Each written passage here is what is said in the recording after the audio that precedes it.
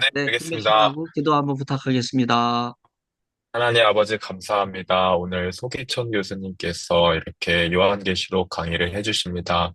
저희가 함께 듣고 공부할 때에 저에게 지혜를 더하여 주시어서 요한계시록을 공부할 때 더욱더 폭넓게 이해하고 또 공부하고 또 다른 사람에게 또 가르칠 수 있는 지혜를 허락하여 주시옵소서. 오늘 마치는 시간까지 함께 해주시고 오늘 또 잘 즐겁게 듣고 공부할 수 있도록 도와주세요. 예수님 이름으로 기도합니다. 아멘. 네, 아멘. 네, 감사합니다. 자, 요한계시록 오늘 벌써 일곱 번째 강의 시간이 됐습니다. 요한계시록을 공부하면서 오늘까지 방법론을 여러분에게 집중적으로 말씀을 드리려고 그래요. 그 이유는요, 요한계시록에 대한 방법론이 없이 그냥 무턱대고 요한계시록을 1장부터 22장까지 영적인 해석으로만 하려고 하기 때문에 어, 이단들이 극성을 부리는 거예요. 아무 방법론이 없는 거예요. 그래서 첫 시간에 제가 말씀드린 것이 재림을 어떻게 천년 왕국과 연결을 지을까? 전천년설이든 후천년설이든 무천년설이든 다 이단적인 주장이다 하는 그러한 말씀을 드렸어요.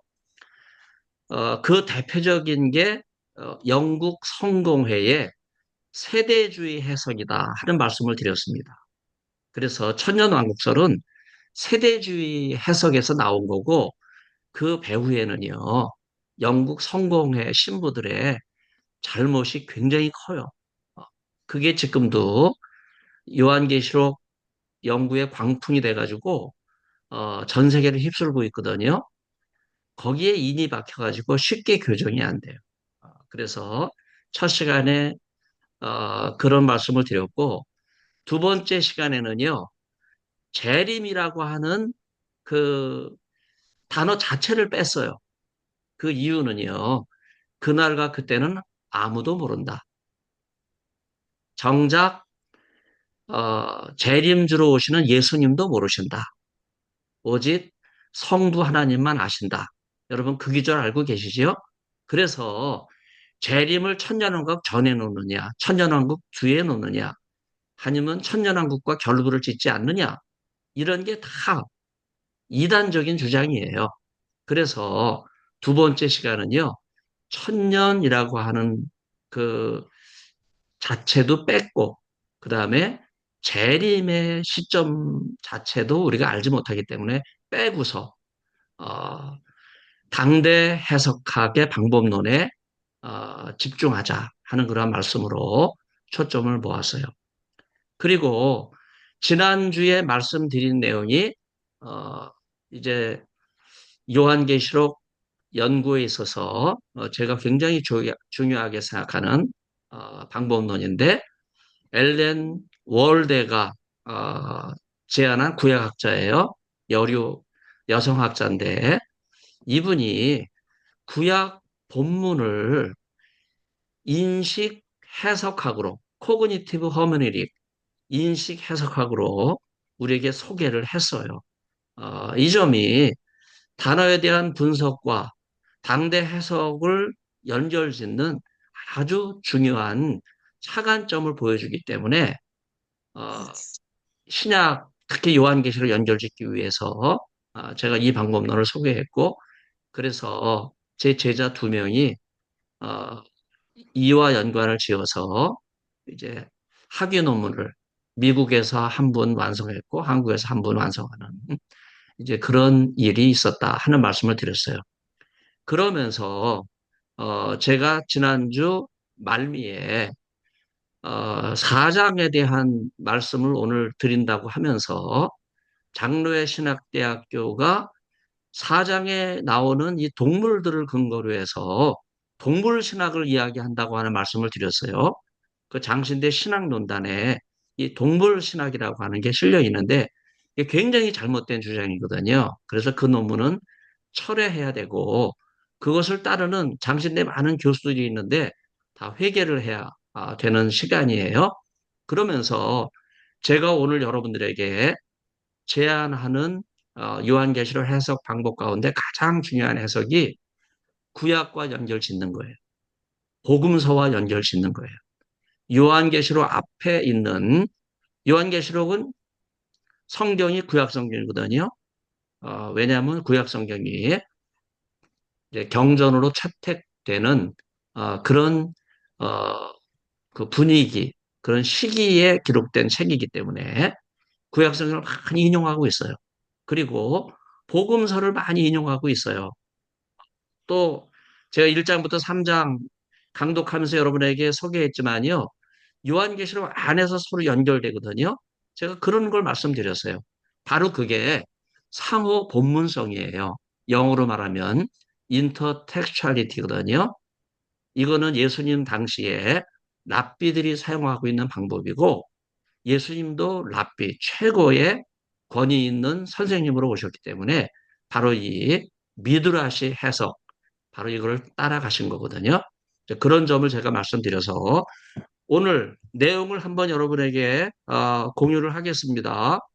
강의 내용인데 강의 내용이 어디로 가버렸는지 네 다시 제가 이게 연결이 어떻게 네네 여기에서 해야 되나? 네. 아,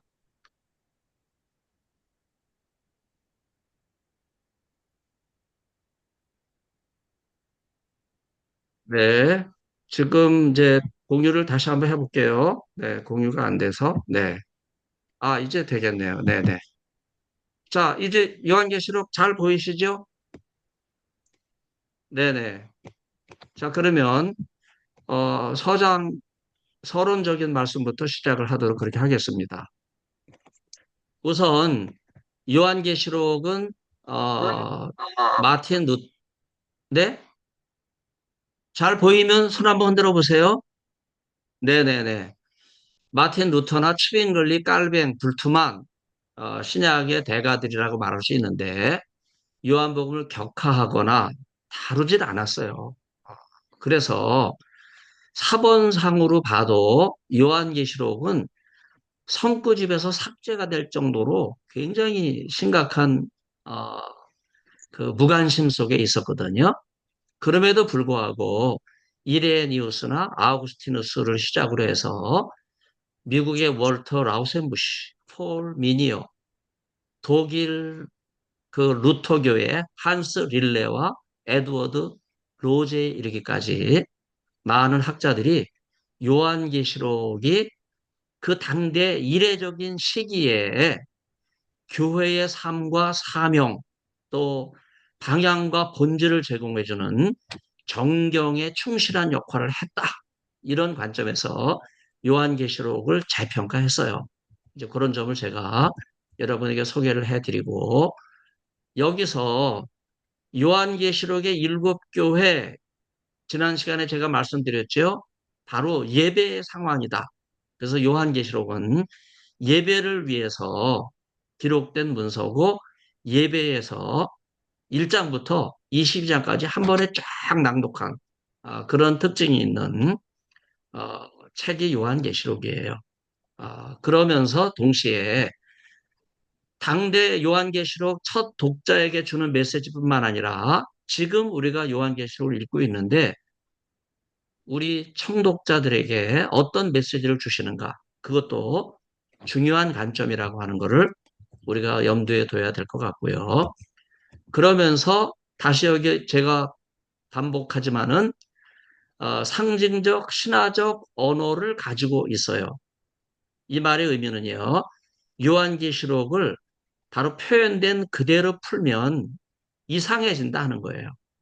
왜냐하면 그 언어가 상징적인 언어이기 때문에. 그래서 그 의미를 충분히 생각해야 된다 하는 그러한 이야기고요. 신화적 언어라는 말은 요한계시록이 신화라는 의미하고는 달라요.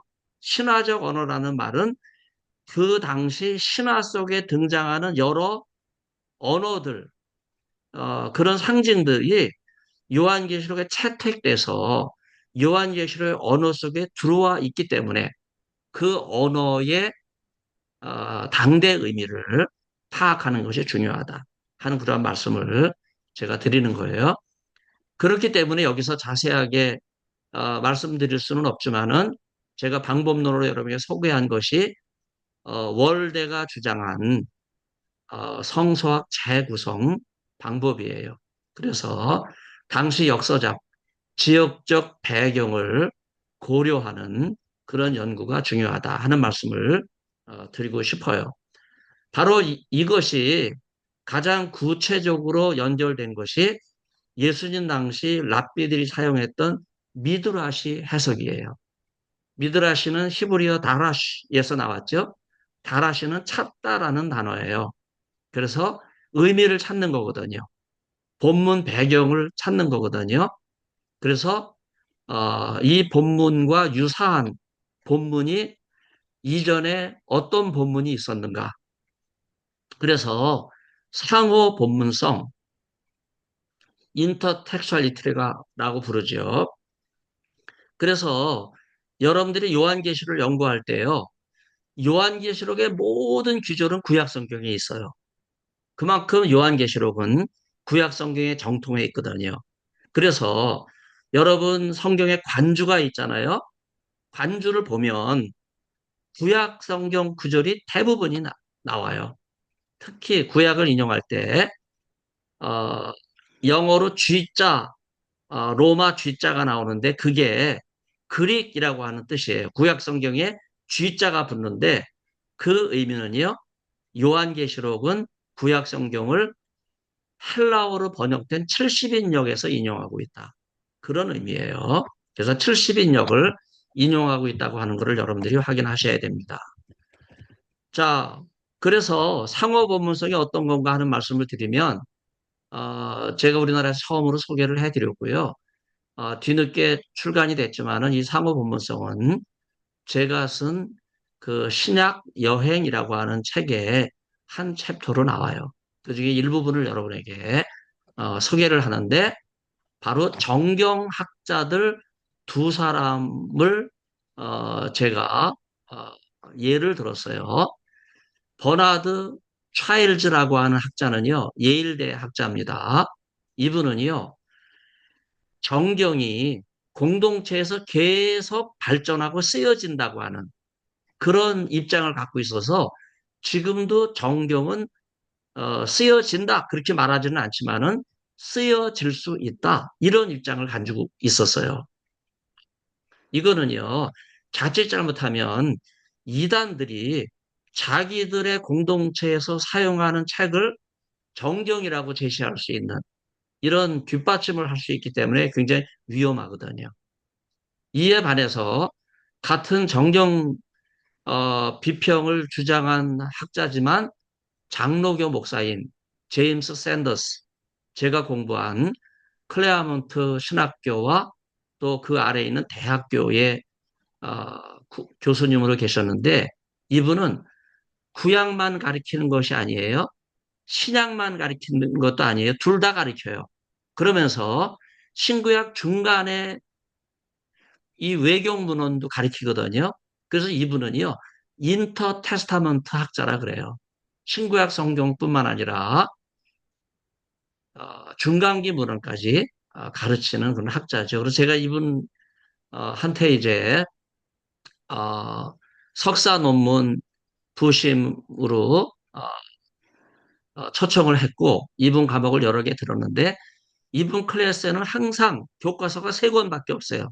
한 권은 구약 마소라 성경, 하나는 구약 히브리어를 헬라어로 번역한 70인역, 하나는 신약 헬라어 원본. 이 세 가지가 이분의 교과서예요.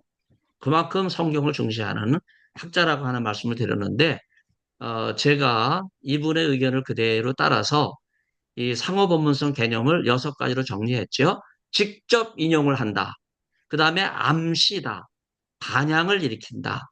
서기, 패러프레이즈를 한다.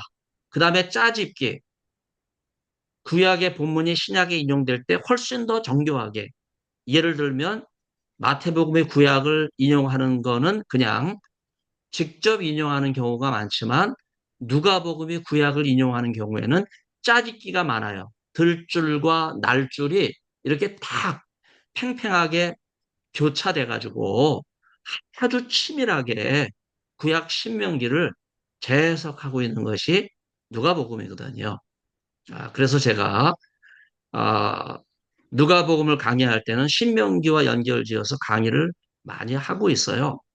그 다음에 유사구조, 어떻게 구약과 신약의 유사한 내용들이 서로 연결될 수 있는가? 이런 내용들이 이제 그 상호 본문성이라고 말할 수 있고, 여기에서 중요한 것이 해석학적 작업이에요. 이 해석학적 작업은요, 제가 각 줄을 빠뜨렸는데 바로 맨 밑에 본문이 있죠. 그리고 이 본문이 기록된 상황이 있어요. 그리고 이것을 해석하는 해석학이 있는데 이 삼각형의 조화가 주석을 완성시킨다고 하는 거예요. 이걸 강조한 사람은요. 클레아몬트에서 제가 구약을 공부했던 롤프 크니어림이라고 하는 학자예요. 제가 수정해서 각주 처리를 다시 하도록 그렇게 하겠습니다. 이분은요, 항상 주석을 할 때 본문을 먼저 다뤄요. 그리고 본문의 배경과 상황을 달아요. 그리고 그 밑에 본문과 상황을 중심으로 한 해석학적 주제와 신학을 다루거든요. 이게 굉장히 중요한 관점인데 이것을 그대로 어, 아주 정확하게 예시를 하면서 보여준 학자이기 때문에 우리가 배울 바가 많다. 그래서 여러분들이 여기 이제 신대원 1학년에 들어가는 학생도 있기 때문에 신대원 3학년 때 논문을 쓸 때 신약 본문을 하나 택해서 그 본문을 정확하게 제가 요한계시록을 4장 하는데 문법적 그 다음에 신텍스 고대 그 해석학이죠. 요걸 활용해서 요한계시록 4장에 대한 정확한 사역을 해야 돼요. 그게 본문을 확정짓는 거예요. 그 다음에 두 번째는요. 이 본문이 어떤 상황과 배경 속에 있는가. 그것을 두 번째 단계 이해하는 거예요. 그리고 세 번째는요. 본문과 상황을 배경으로 해서 해석학적 주제를 다루면서 신학의 해석학을 적용하는 이런 과정이 한편의 논문이 되는 거거든요. 그런 점을 잘 다루면 좋겠다 하는 생각이 듭니다. 우선 4장은요. 요한계시록 그냥 4장으로만 이해하면 안 되고요. 요한계시록 전체에서 한 부분으로. 여러분 이것도 해석하기 중요한 부분이잖아요. 부분만 보면 잘못될 수 있어요. 그러나 전체 속에서 4장을 보면 5장과 함께 읽어야 된다 하는 것을 알 수 있죠. 그리고 6장부터 18장까지 환란이 계속 나오잖아요. 그 서론에 해당되는 것이 요한계시록 4장과 5장이다 하는 말씀을 드릴 수가 있겠습니다. 그 4장에서는요. 창조주와 오시는 이 예수님이죠. 어린 양 예수님에 대해서 중요한 주제를 다뤄요. 여기 굉장히 중요한 내용입니다. 4장은요. 창조주 하나님만 다루는 것이 아니라 천상의 그 생물들만 다루는 것이 아니라 거기에 24 장로들만 다루는 것이 아니라 또 함께 성도 기도가 나오는데 그것만 다루는 것이 아니라 어린 양 예수님께서 오신다. 그래서 5장에서는요. 심판주로서 오시는 예수님을 강조하는 거예요. 그래서 4장과 5장은요. 같이 맞물려 있다고 볼 수 있고요. 그래서 여기 천상의 아련실 우리가 흔히 쓰는 표현으로 여기 나와 제가 소개를 했는데 분명히 하나님의 의지가 있죠. 타락된 창조 세계를 회복하시려고 하는 그런 의지가 있어요. 그리고 24 장로가 그리스도의 보좌와 함께 앉게 될 것이라고 하는 그런 환상이 주어진 후에 하나님의 보좌에 대한 묘사가 등장하는데 이 묘사는요. 그림으로 그린다면 실패해요. 해괴망측한 그림이 완성되거든요. 이거를 실자라고 생각해서 그림을 그리면 이상한 그림이 되는 거예요. 어, 이거는 어디까지나 상징적인 언어로 우리에게 주는 그런 의미가 있다 하는 생각에서 이해하는 것이 중요하다 하는 말씀을 드립니다. 그리고 어, 사장이 성부 하나님에 관한 장이다 이런 말씀을 드렸는데 그와 더불어서 바로 사장은 바로 예수 그리스도의 어, 모습이 뒤에 4장 말미에 연결이 되고 그게 5장으로 연결이 되고 있기 때문에 4장과 5장은 심판 보좌의 모습에서 심판주로 오시는 예수님의 모습을 함께 이해해야 된다 하는 말씀을 드리고 싶어요. 그래서 1장부터 보면 영광스러운 인자의 모습 첫 환상이 나왔고 2장과 3장에서는 박해와 좌절 속에 있는 지상교의 모습이 나타난 다음에 4장과 5장에서 하늘 보좌의 모습이 나오고 6장 이하의 계시가 18장까지 환란에 대한 그러한 계시로 연결된다. 그래서 어떻게 보면요. 4장부터 6장 17절까지는요. 이 환상의 배경이 하늘 보좌라고 말할 수 있어요. 여기에서 보좌 환상은요, 여러분이 아마 많이 들어보셨을 거예요. 중세 유대교 신비주의가 판을 칠 때 헤칼로트 문학이 많이 나왔거든요. 헤칼로트는 여기 하늘궁전이라고 제가 소개를 했는데 바로 이 천상에 있는 궁전에 대한 다양한 묘사들이 나와 있어요. 그런 문학을 발전시킬 정도로 이 요한계시록은요, 바로 이 헤칼로트 문학에 결정적인 동인을 줬다고 볼 수 있는데, 헤칼로트 문학은요, 성경적이질 않아요. 이단적이기 때문에 우리가 굉장히 조심해서 봐야 되는 그러한 상황이라고 말할 수 있죠. 어, 야고보 묵시록도 있는데, 바로 이런 헤칼로트, 어, 이 천상의 궁전을 도입을 해가지고 바로 플라톤의 이온, 이데아 개념을 통해서 천상의 다양한 그 세력들을 묘사하고 그거를 체계화하는 그런 내용으로 발전했는데 바로 그게 천국의 내용이 아니거든요.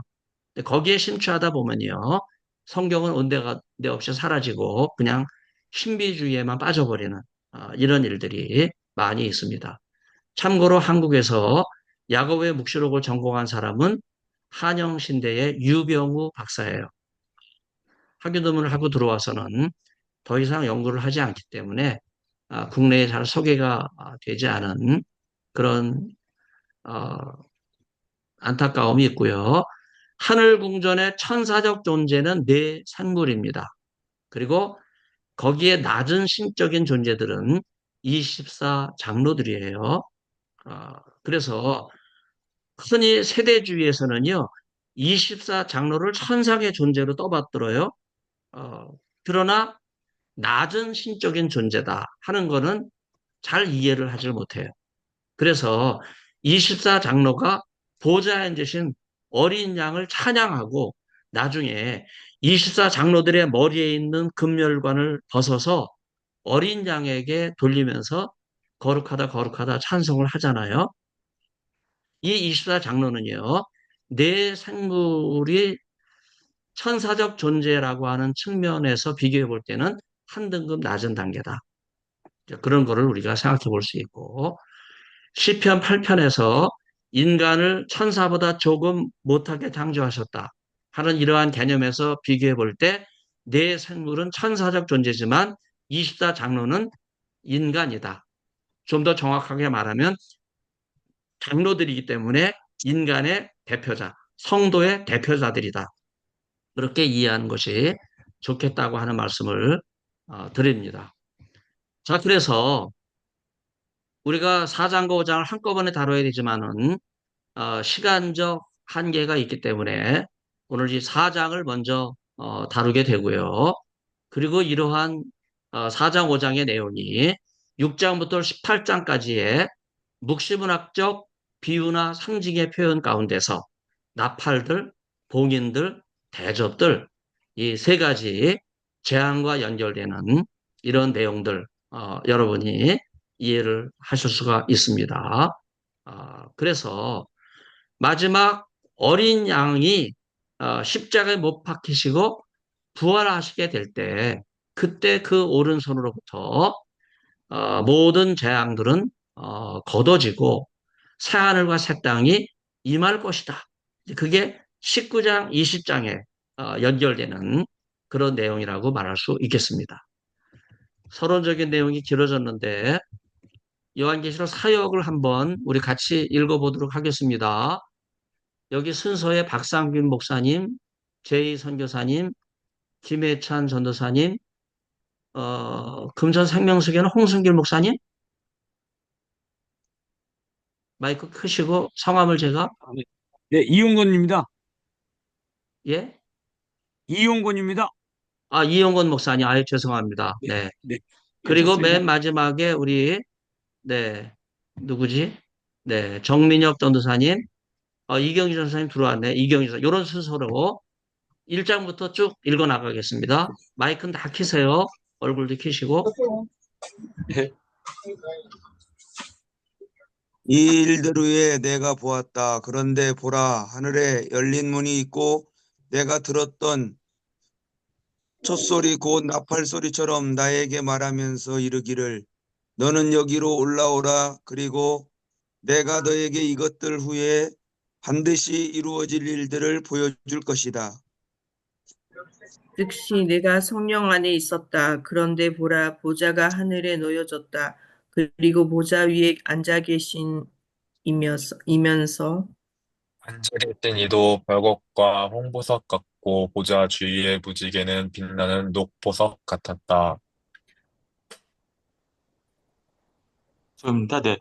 그리고 보좌 주위에 24 보좌들, 그런데 그 보좌들 위에 24 장로들이 흰옷으로 입혀지면서 그 머리 위에 금으로 된 면류관을 쓰고 앉아 있다. 전가요? 그리고 네. 보좌로부터 번개와 소리들과 천둥들이 나온다. 그리고 일곱 횃불들은 보좌 앞에 불 켜진 채로 있는데 그것들은 하나님의 일곱 영들이다. 그리고 보좌 앞에 수정과 같은 유리 바다와 같은 것을 보았다. 그리고 보좌의 가운데와 보좌 주위와 앞뒤에 눈들을 가진 네 생물들이 가득하다.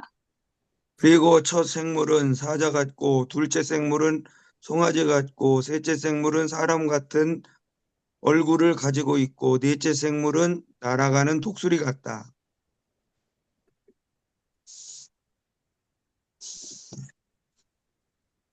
그런데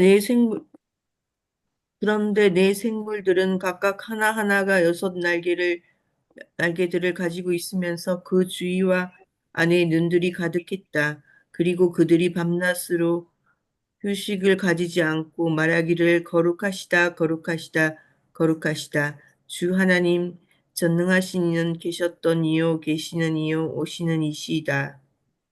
그리고 그 생물들의 영광과 존귀와 감사를 보좌 위에 앉아 계시니 곧 영원토록 사시는 이에게 드릴 때 24 24, 장로들, 네, 네. 맞아요. 죄송합니다. 네. 네, 24 장로들이 보좌 위에 앉으신 이 앞에 엎드릴 것이다. 그리고 그들이 영원토록 사시는 이에게 경배할 것이고 그들이 면류관들을 보좌 앞에 놓을 것이다. 이르기를 주님과 우리의 하나님이시며 당신은 영광과 존귀와 권능을 받는 것이 합당하시니이다. 당신은 모든 것을 창조하셨고 당신의 뜻으로 말미암았으며 창조되었기 때문이니이다. 네. 다행히 오늘 11장밖에 안 돼서 제가 좀 서론이 길었어도 사역에 대한 설명을 잠깐 할 수 있을 것 같아요. 여기 1절에 열린 문이 있죠. 열린 문은 땅에 있질 않아요. 하늘에 있어요. 하늘에. 어, 그래서 열린 문 교회가 많죠. 이런 하늘의 소망을 두고. 네. 여기 들려온 게 나팔 소리가 아니라 나팔 소리처럼 처럼, 뭐뭐 같다. 이 비유, 주기법, 이게 굉장히 중요한 표현이거든요. 나팔 소리 같은 것이 들렸다. 그러면서 여기로 올라오라. 요한계시록에 자주 등장하는 표현이에요. 신적 환상에 대한 초청의 말씀이지요. 자, 그러면서 그 나팔 소리가 나에게 들려진 내용이 어떤 내용인가? 이제 그걸 설명하기 전에 우선 이 환상을 보고 있는 사도 요한이 2장에서 성령 안에 있었죠. 그러면서 바로 보여지는 환상이 보좌가 하늘에 있는 거예요. 그러면서 예수님에 대한 새로운 친구 하나가 나오죠. 보좌 위에 앉아 계신 이. 굉장히 중요한 거예요. 어, 앉아 계시면서 그렇게 우리가 풀이할 수도 있는 내용인데 3절은 더 정확하죠. 앉아 계시니. 그래서 보좌에 앉아 계시니라고 하는 이 표현이 바로 예수님에 대한 새로운 칭호로 여기 등장하고 있어요. 자, 그런데 이 앉아 계신 이의 외모 혹은 얼굴이 아닙니다. 외모나 얼굴이 아니라 이게 지금 뭘 의미하는 거냐 하면 벽옥과 홍보석 같다. 푸른 빛이에요. 붉은 빛이에요. 그리고 보좌 주위에 빛나는 무지개 같다. 그 무지개는 녹보석 같다. 여러분, 보좌에 앉으신 이의 얼굴과 모양을 묘사하는 게 아니고 모목과 같다라고 하는 표현으로 묘사하고 있다고 하는 굉장히 중요하지요. 여기에 등장하는 보석들은 지금도 귀하지만요. 그 당대에는 더 귀했죠. 존귀한 분이시다 하는 것을 강조하는 거예요. 거룩한 분이시다 하는 걸 강조하는 거예요. 세상에 그 어떤 걸로 형용할 수 없는 분이시다. 바로 그분이 보좌에 앉아 계시다 하는 것을 말씀하고 있고요. 4절에서는요. 보좌 주위에 24 장로들을 묘사하는데 흰옷이 입혀지면서 금멸관을 쓰고 앉아 있어요. 그때 보좌로부터 번개들과 소리들과 천둥들이 나오죠. 여러분 이런 내용이 표현하는 게 뭡니까? 눈도 희미해지고 귀도 희미해지고 정신도 희미해진다. 그래서 하늘 보좌가 구체적으로 어떤 모습인지 그것을 말로 표현하기 어렵다고 하는 그런 어, 전제를 지금 말씀하고 있어요. 그러면서 7 횃불들이 보좌 앞에 불 켜진 채로 있는데 바로 그것이 하나님의 7 영들이에요. 1장에서 언급되어 있는 성령과 연결되어 있는 내용이죠. 그리고 6절에서 수정과 같은 유리바다, 그것도 유리바다 같은 것이라고 하는 표현이 나오죠. 그만큼 맑고 청아하다고 하는 그런 말씀을 드리고 있고, 이때 보좌 가운데와 보좌 주위와 앞뒤에 눈들을 가진 네 생물들이 가득했다 하는 거예요. 이 네 생물들의 특징은요, 눈들을 많이 가지고 있는 그런 특징이 있다고 나와요. 여기 생물은요, 과학이나 물상이나 뭐 화학에서 이야기하는 자연과학이 아니에요. 그리고 짐승이 아닙니다. 짐승이라는 단어는 따로 나와요. 여기 생물이라고 하는 말은 살아있는 존재라고 하는 뜻이에요. 그래서 천사의 신적 존재의 모습을 살아있는 존재로 생물로 그렇게 묘사하는데 첫째는 사자 같다 그래요. 사자가 아니에요. 사자 같다. 둘째는 송아지 같다. 송아지가 아니고 송아지 같다. 셋째는 사람이 아니에요. 얼굴 같다. 그 다음에 넷째는요. 독수리 같다.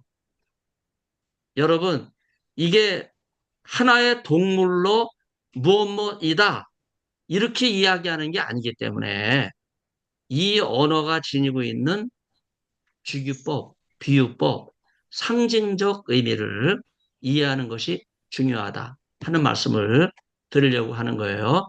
그 다음에 8절에서는요, 이 네 생물들 각각 6개 날개를 가지고 있어요. 스랍이지요. 그래서 이런 표현을 통해서 네 생물들은 천상적 천사들이다 하는 그런 말씀을 드리고 그 주위와 안에 눈들이 가득했다 그래요. 그러면서 이 천상적 천사의 존재가 하는 기능이 있죠. 쉬지 않고 거룩하시다, 거룩하시다. 주안하신 주 하나님 전능하시니 여기까지는 하나님을 묘사하는 것 같아요. 근데 그 다음에 보면요. 순서는 바뀌었어요. 1장에 나오고 있는 계셨더니요, 계시는 이요, 오시는 이 누구예요? 예수님을 가리키는 거거든요. 그래서 하나님과 예수님, 창조주 하나님과 십자가로 구원을 이루신 구속주 예수님을 동일하게 거룩하다, 거룩하다 찬양하고 있는 이 네 생물들, 천사의 존재들이다. 우리가 그렇게 이해해야 된다 하는 거예요. 그리고 이 영원토록 하나님을 사시는 분이라 그러잖아요. 그래서 19절이 그렇게 이야기하고 그 다음에 10절이 이걸 보고 24 장로들이 보좌 위에 앉으신 이에게 누구예요? 예수님이죠. 영원토록 사시는 이에게 누구예요? 하나님이죠. 그래서 면류관을 보좌 앞에 놓아드리는 이 면류관은 누구에게 있었어요? 24 장로들의 머리에 쓰고 있었던 금면류관이거든요. 그것을 하나님과 예수님께 드린다 하는 말씀이에요. 그래서 여기 주님과 우리의 하나님, 바로 어린 양 예수님과 창조주 하나님을 동일시하고 예수님을 더 먼저 언급하고 있기 때문에 지금 11절은요, 5장을 염두에 두고 있는 그런 찬양이다 하는 말씀을 드릴 수 있어요. 자, 시간이 다 됐는데 혹시 질문 있으면 간단하게 한두 분 질문 받겠습니다. 그 교수님, 네. 그 7절에 그 네 생물이 천사들이라고 하셨는데 저희 사복음서를 보통 마태복음을 사자복음이라고 그러고 뭐 마가복음, 송아지복음, 그다음에 누가복음, 뭐 인자복음, 그다음에 요한복음을 뭐 독수리복음 뭐 이런 것도 들어본 적 있는 것 같은데 그런 건 잘못된 건가요? 그런 거는 다른 전승에 근거를 하고 있어요. 아, 다른 왜냐하면 마태, 마가, 누가, 요한복음의 특징을 근거로 해서 예. 이야기하고 있는 그런 내용이라고 요거하고 말할 수 있어요. 요거하고는 좀 다른 건가요, 그러면? 다르죠. 이거는 아, 지금 천사의 이미지를 묘사하려고 하는 거기 때문에 네, 천상적 존재인 천사들을 언급하고 있는 거거든요. 그래서 네, 눈들이 많다. 그 다음에 네, 날개가 6개다. 이 네, 의미는 뭘까? 우리가 이걸 집중해야 되는데 음, 눈들은요. 천사가 하나님의 사자, 메신저로서 이 땅에 와서 하나님을 대신해서 하나님의 뜻을 감찰하고 전하는 그런 역할을 하는 의미로 음, 생각할 수 있고 날개라고 하는 거는요. 인간은 날개가 없잖아요. 그러나 음, 천사가 날개가 있다는 말은 중재자의 의미거든요. 음, 천국과 어, 이 땅을 오가면서 왕래하는 그러한 역할을 하는 그런 음, 의미의 내 생물은 우리가 지금까지 잘못 알고 있었는데 천사들이다. 음, 천산적 존재다. 그렇게 이해하면 좋을 것 같죠. 네. 네, 감사합니다. 그리고 마가복음은 사실 그 이제 이 송아지 어, 이 소로 묘사하고 있는데 실제로는요. 누가복음을 송아지 소로 묘사하고 있는 그런 특징이 있어서 음, 에베소로 가면 누가의 묘가 발견이 되는데 거기에 소의 모습이 있어요. 그래서 그것을 보고 아, 이게 누가의 묘다. 그렇게 추정을 한 거거든요. 이제 그런 점에서 그런 전승도 상당히 다양하다 하는 거를 생각해 볼 수가 있죠. 네네. 자, 시간이 다 돼서 오늘 첫 번째 시간은 여기까지 하고요. 잠깐 한 5분 쉬고 다시 만나도록 하겠습니다. 예, 감사드려요. 좋습니다. 감사합니다. 네.